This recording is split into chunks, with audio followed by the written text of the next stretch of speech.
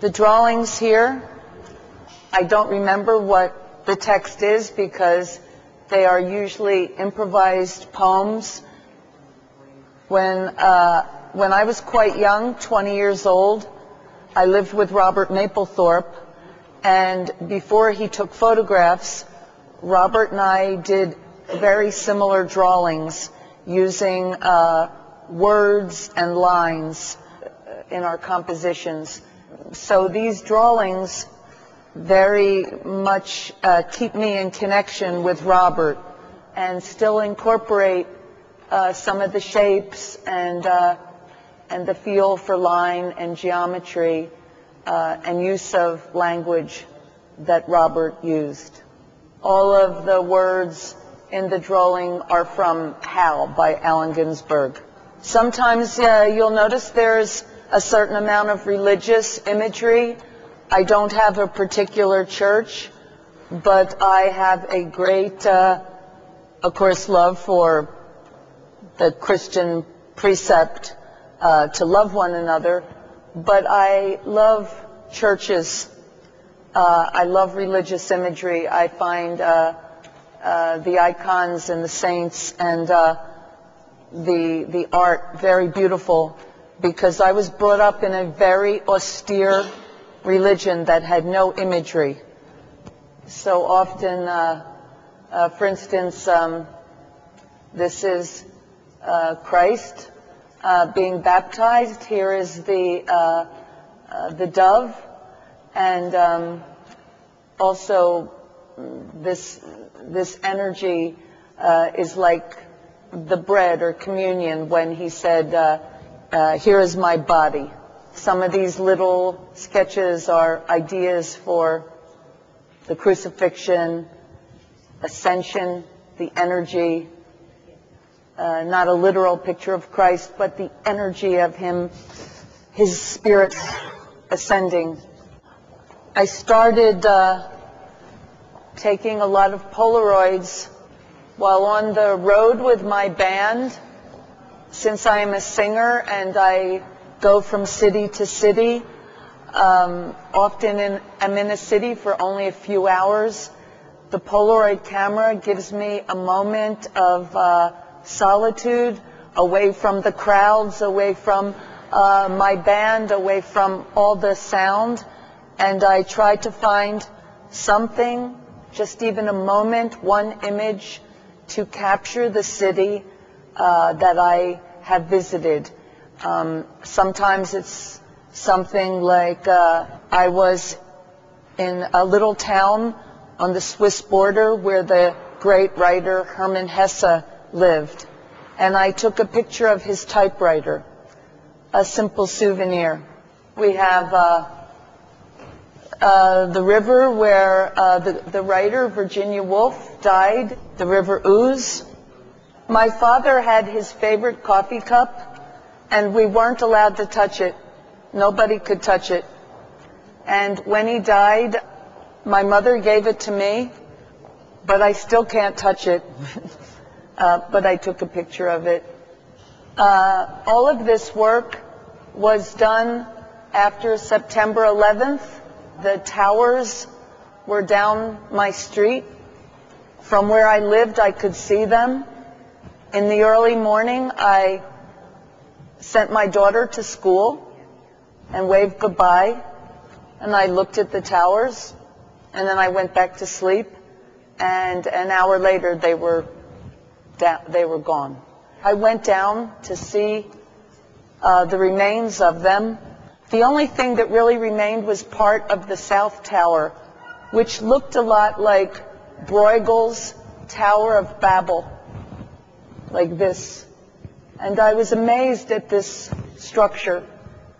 And on the top of it, it had a sign like this, the metal, the mangled metal made like, to me, like a peace sign. So I became very sort of obsessed with this image, and I wanted to explore this image.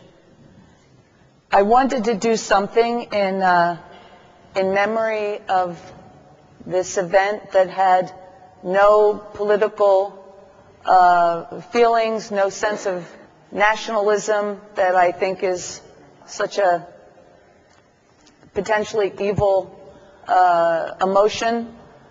I just simply wanted to meditate on this structure. And a lot of these structures are made of words. The airplane has the names of all the people who died on the airplanes, one of which was a friend of mine. One of the reasons that I did them in silkscreen and repeating an image is because I knew Andy Warhol, and I knew if he was alive, he would do something with this image. He reacted very quickly to human events.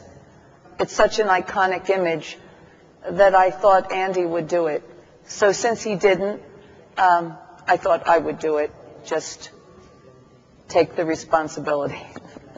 This particular drawing, I know that my drawings are subtle, sometimes difficult to see. This took me about 4 months to do.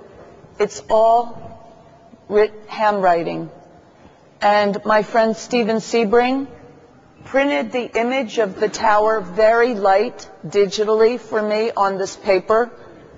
And then I took the Gospel of Peace and wrote it. And I took this very Christian text, but with handwriting that looks almost Arabic, so that to merge the idea of these two cultures.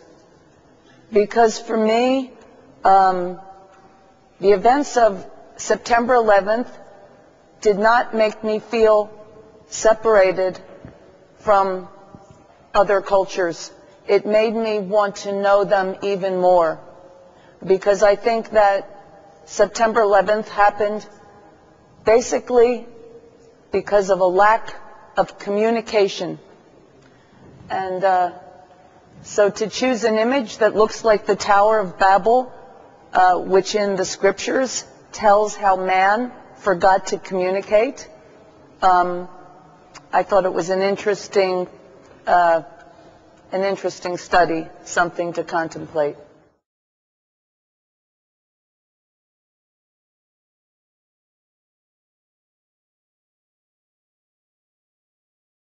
These pictures are snapshots that I took with my Polaroid camera on my last visit here in July.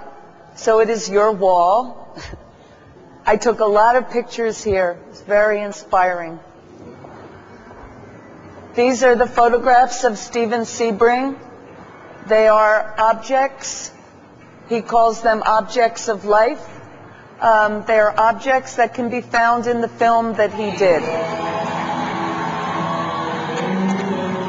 This is the suitcase that I used when I was touring with my band in the 1970s, the Patti Smith group.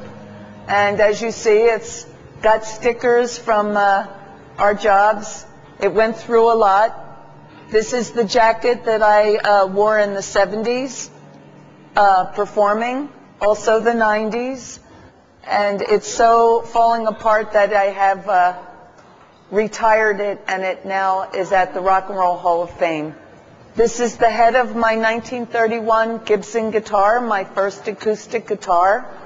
And my friend Sam Shepard gave me this guitar in 1971. This is my trusty camera that I took the photographs with. It's a simple Land 250, and it's my friend.